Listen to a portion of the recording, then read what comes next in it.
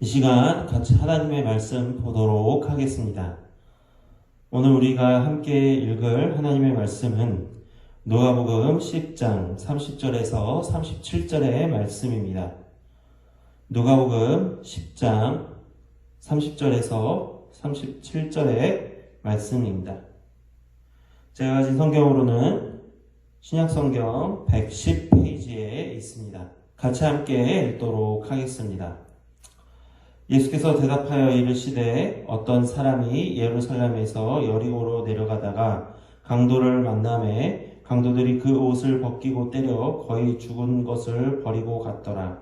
마침 한 제사장이 그 길로 내려가다가 그를 보고 피하여 지나가고 또 이와 같이 한 레위인도 그곳에 이르러 그를 보고 피하여 지나가되 어떤 사마리아 사람은 여행하는 중 거기 이르러 그를 보고 불쌍히 여겨 가까이 가서 기름과 포도주를 그 상처에 붓고 싸매고 자기 짐승에 태워 주막으로 데리고 가서 돌보아 주니라.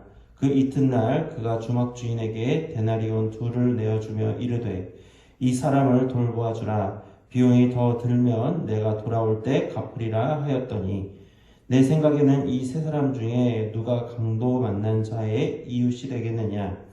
이르되 자비를 베푼 자니이다. 예수께서 이르시되 가서 너도 이와 같이 하라 하시니라.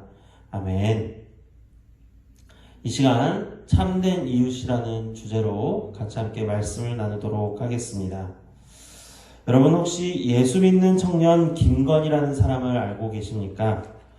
이 사람은 극단 대표이기도 하고 배우이기도 하고 다양한 일들을 하고 있습니다. 하지만 이 사람의 명함에는 극단 대표 김건희가 아닙니다. 바로 예수 믿는 청년 김건희라는 명함이 써져 있습니다.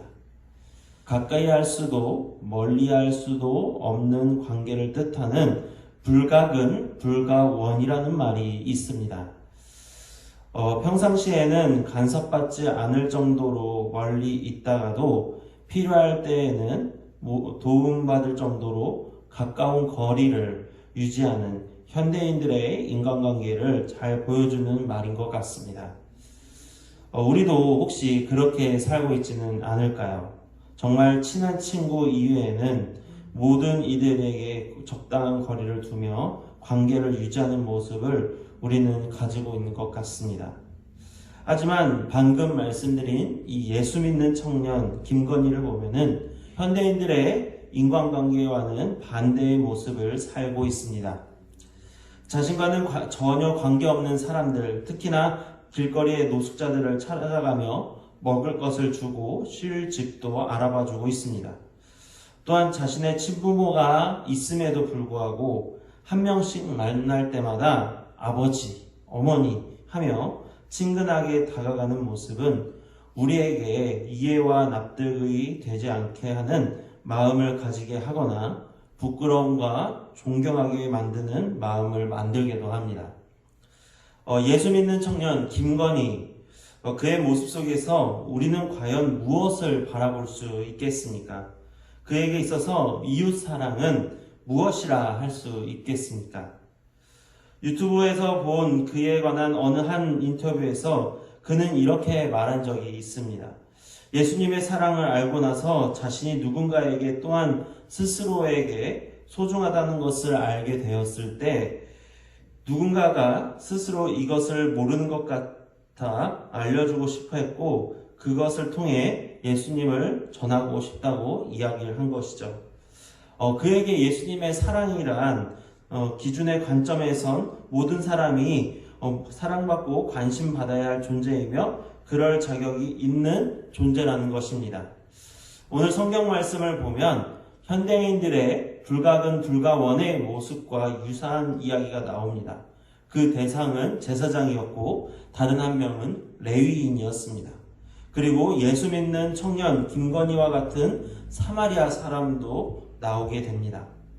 일명 선한 사마리아 사람의 비유라 불리는 이 말씀은 이 율법을 해석하여 가르치는 사람의 누가 내 이웃입니까? 라는 질문으로부터 시작이 됩니다. 그래서 예수님께서는 29절에 나온 그 율법교사의 잘못된 마음과 편협한 생각을 지적하기 위해서 사마리아인의 비유를 하시는 겁니다. 여기서 예수님께서는 어떤 사람이 강도 만난 그것에 대해서 이야기를 하고 계십니다. 그리고 강도들이 그냥 돈만 뺏은 것이 아니라 옷을 벗기고 거의 죽게 된 상황까지 만들고 가버렸다는 이야기까지 하십니다. 여기서 강도 만난 어떤 이의 상황은 거의 사경을 헤매는 지경에까지 놓이게 된 것이며 누군가의 도움 없이는 죽은 사람과 다를 바가 없는 상태에 놓인 것이라 말할 수 있는 것입니다. 그리고 예루살렘에서 여리고로 가는 길은 다른 길과는 조금 특별한 상황이 있습니다. 여리고는 동서무역로를 끼고 있는 이스라엘의 중추적인 상업도시였으면서 또 예루살렘에서 여리고로 가는 그 길은 상인들이 많이 다니긴 하나 굴곡이 심하고 길 양쪽에는 골짜기가 많아 상인들을 노리는 강도가 자주 출몰하는 곳이었습니다. 이러한 상황 가운데 예수님께서는 3명의 사람들을 등장을 시킨 것이죠. 아까 말씀드린 대로 첫 번째는 제사장이고, 두 번째는 레위인이고, 세 번째는 사마리아 사람인 것이죠. 첫째로 제사장은 이스라엘의 예배를 계속해서 유지하면서도 하나님과 사람 사이를 중재했던 그런 중요한 직책의 사람이었습니다. 제사장은 예루살렘에서 여리고로 내려가던 중 강도를 만난 이를 보게 되었습니다. 그리고 그는 그 사람을 보고 그냥 피해버렸습니다. 왜 피했을까요? 레위기 21장 11절을 보면은 대제사장은 어떤 시체에든 가까이 가지 말지니라는 규칙이 나옵니다.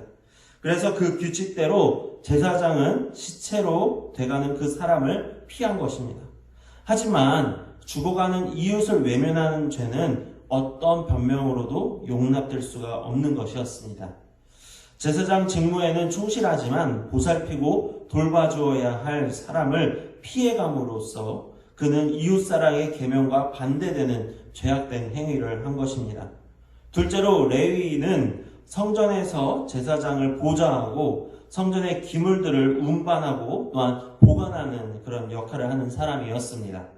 이 역시도 강도 만난 이웃을 외면했고 이유는 제사장과 비슷한 것이었습니다.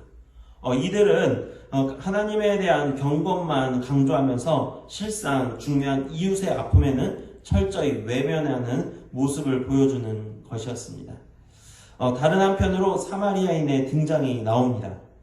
여기서 우리가 잠시 생각해야 할 것은 왜 예수님은 이 사마리아인을 등장시켰냐는 것입니다.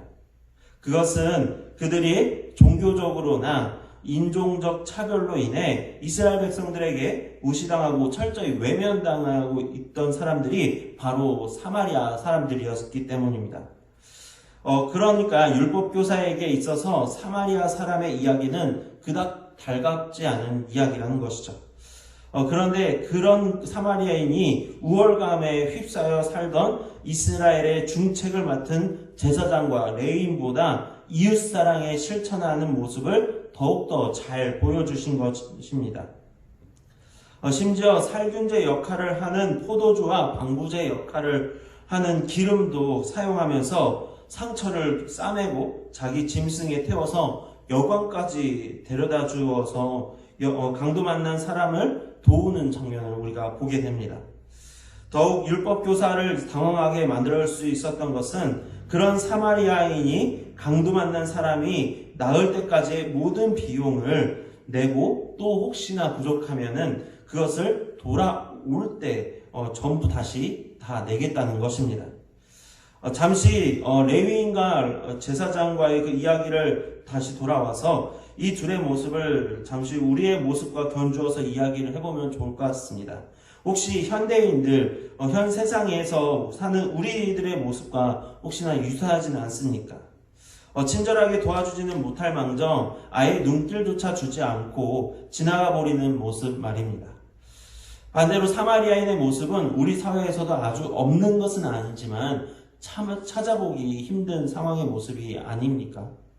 과연 우리는 어느 쪽에 속해 있거나 어느 쪽을 더 많이 선택해서 그것을 행동하고 있습니까?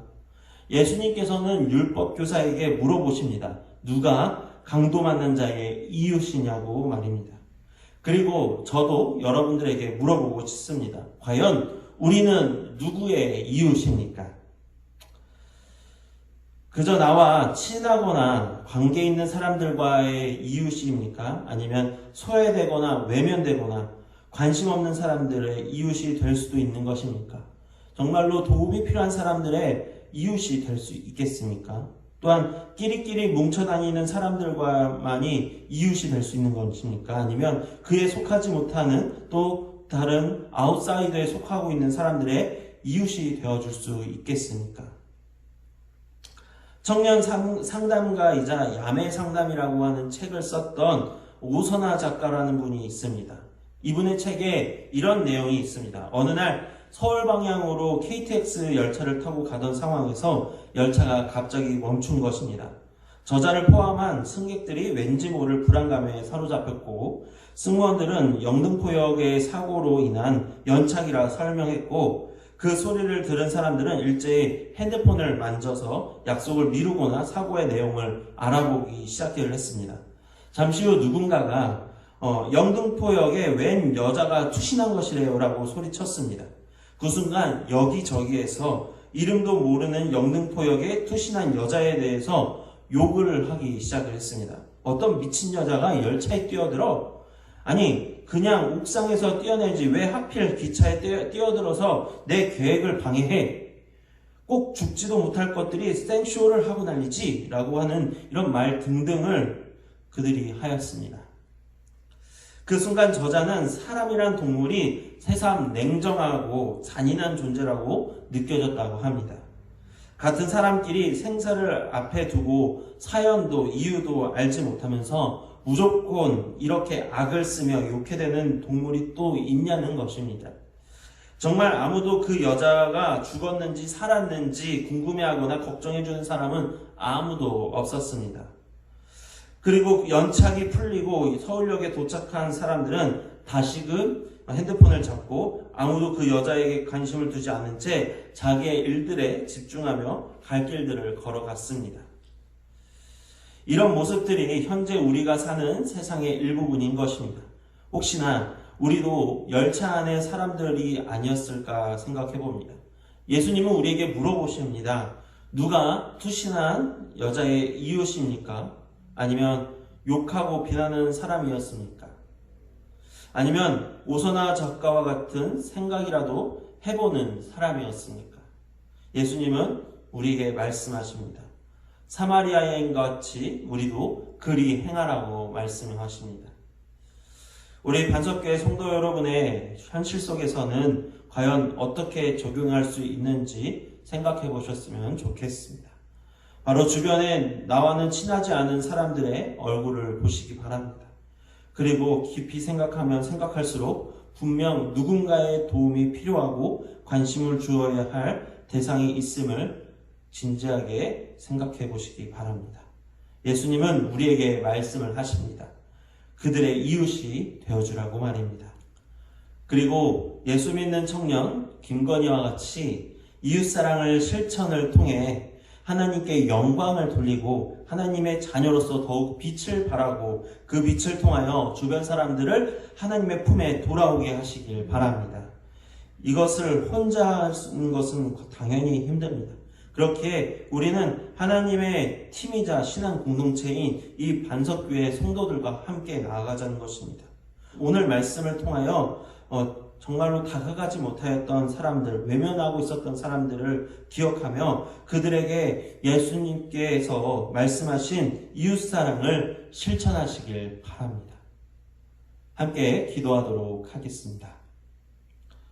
사랑의 하나님, 이 코로나의 시점에서 우리가 거리두기를 실천하는 가운데 다가가지도 못하고 다가갈 수도 없는 이 시점에서 우리가 이웃사랑의 실천을 더욱더 분명히 할 수 있게 우리의 생각을 되돌아보게 하여 주시옵소서. 그리고 우리의 행동으로 말미암아 이웃들에게 예수님의 사랑을 알릴 수 있고 느낄 수 있게 하는, 그래서 온라인 예배라도 열심히 참여하여서 주님의 사랑을 몸소 체험할 수 있는 그런 우리 모든 성도들 되게 하여 주옵소서. 주님의 사랑을 이 세상 사람들이 알길 원합니다. 점점 세상 가운데 이 교회를 외면하고 예수님을 비난하고 그런 사람들이 없길 바랍니다. 더욱더 주님을 알길 원하며 주님의 사랑을 느끼길 원하며 모든 것들 또한 함께 해주시라 믿으며 예수님의 이름으로 기도드리옵나이다. 아멘.